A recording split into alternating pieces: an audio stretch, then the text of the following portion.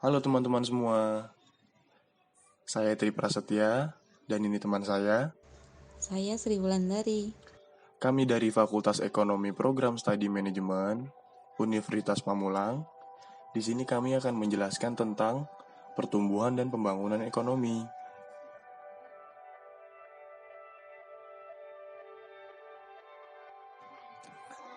Pertumbuhan dan pembangunan ekonomi yaitu proses perubahan kondisi perekonomian suatu negara secara kesinambungan menuju keadaan yang lebih baik selama periode tertentu. Pertumbuhan ekonomi juga dapat diartikan sebagai proses kenaikan kapasitas produksi suatu perekonomian yang diwujudkan dalam bentuk kenaikan pendapatan nasional. Pembangunan ekonomi adalah pertumbuhan ekonomi yang diikuti oleh perubahan dalam struktur dan corak kegiatan ekonomi. Pendapatan per kapita adalah pendapatan rata-rata penduduk suatu negara pada suatu masa tertentu.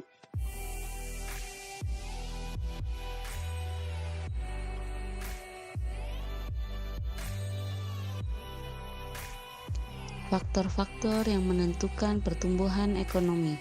1. Tanah dan kekayaan lainnya.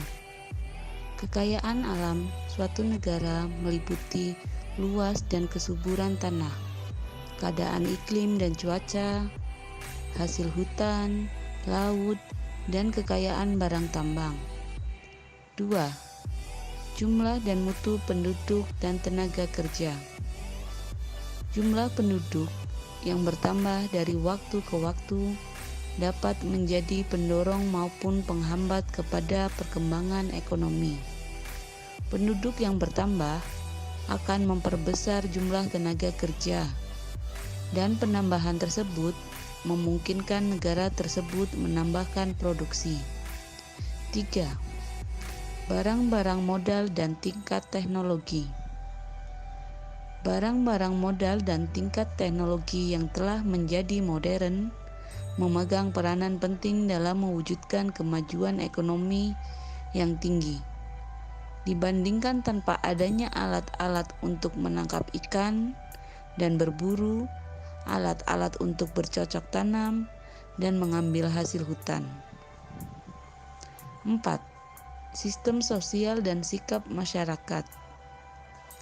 Adat istiadat yang tradisional dapat menghambat masyarakat untuk menggunakan cara memproduksi yang modern dan produktivitas yang tinggi.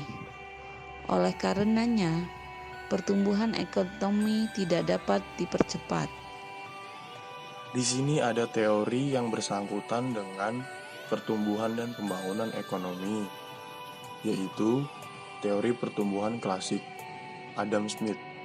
Ekonomi klasik menekankan pada penerapan harga yang fleksibel baik dari segi upah maupun barang. Teori Schumpeter menekankan tentang pentingnya peranan pengusaha dalam menciptakan pertumbuhan ekonomi dan para pengusaha akan terus-menerus membuat pembaruan atau inovasi dalam ekonomi. Teori Harrod atau Domar. Teori ini bertujuan untuk menerangkan syarat yang harus dipenuhi supaya suatu perekonomian dapat mencapai pertumbuhan yang teguh atau steady growth dalam jangka panjang.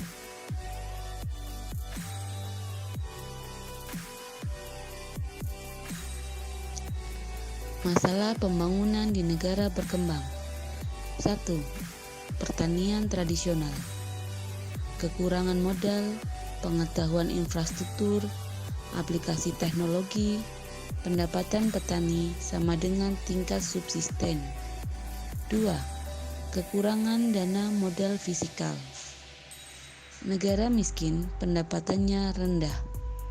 Jenis kegiatan perusahaan dan industri modern harus dikembangkan oleh pihak pemerintah, dan pihak swasta memerlukan modal yang banyak untuk mewujudkan modernisasi, memperbaiki ekonomi.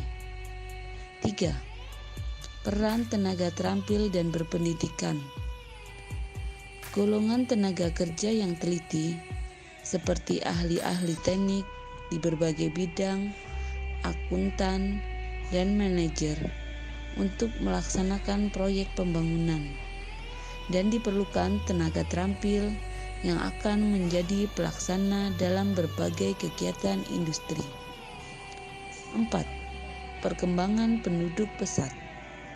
Mengenai sifat penduduk di negara-negara berkembang, terdapat dua ciri yang penting yang menimbulkan efek yang buruk kepada usaha pembangunan, yaitu negara dengan jumlah penduduk relatif besar dan tingkat perkembangan penduduk sangat pesat.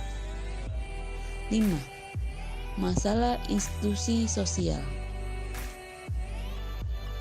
Pembangunan ekonomi yang pesat memerlukan situasi politik yang stabil. Faktor sosial dan kebudayaan juga besar pengaruhnya kepada pembangunan. Berbagai perubahan nasional adalah penting untuk mempercepat dan mempertinggi efisiensi pembangunan ekonomi.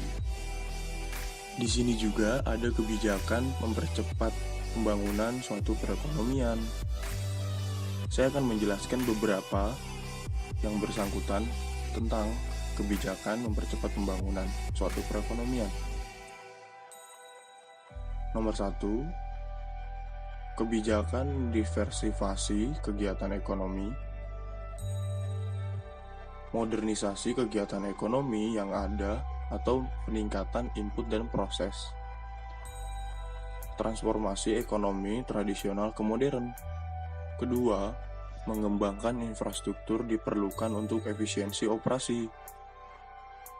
Kebanyakan jasa-jasa dan barang publik sukar untuk mengembangkan infrastruktur dan tidak ekonomis apabila dikembangkan oleh pihak swasta atau tanggung jawab pemerintah. Ketiga, meningkatkan tabungan dan investasi. Perbaikan sistem institusi keuangan. Investasi sebagai modal awal pendorong perkembangan ekonomi. Keempat, meningkatkan taraf pendidikan masyarakat, yaitu pendidikan merupakan investasi yang sangat berguna atau semakin tinggi pendidikan semakin tinggi pula pendapatan. Kelima, mengembangkan institusi yang mendorong pembangunan, yaitu administrasi pemerintah mampu mengembangkan berbagai bentuk infrastruktur dan sistem pendidikan dengan efisiensi. Mengembangkan institusi-institusi secara langsung bertindak sebagai badan yang membantu pembangunan ekonomi. Mengembangkan institusi yang mendorong pembangunan. Administrasi pemerintah mampu mengembangkan berbagai bentuk infrastruktur dan sistem pendidikan dengan efisiensi. Mengembangkan institusi-institusi secara langsung bertindak sebagai badan dan membantu pembangunan ekonomi. Merumuskan dan melaksanakan perencanaan ekonomi. Kebijakan fiskal adalah kebijakan ekonomi yang digunakan pemerintah untuk mengelola atau mengarahkan perekonomian ke kondisi yang lebih baik. Upaya kebijakan moneter. Upaya mengendalikan atau mengarah perekonomian makro dan kondisi yang diinginkan dengan mengatur jumlah uang yang beredar. Mungkin itu saja penjelasan dari kami berdua. Saya Tri Prasetya, dan ini teman saya. Saya Sri Wulandari. Sampai berjumpa di video selanjutnya. Bye-bye.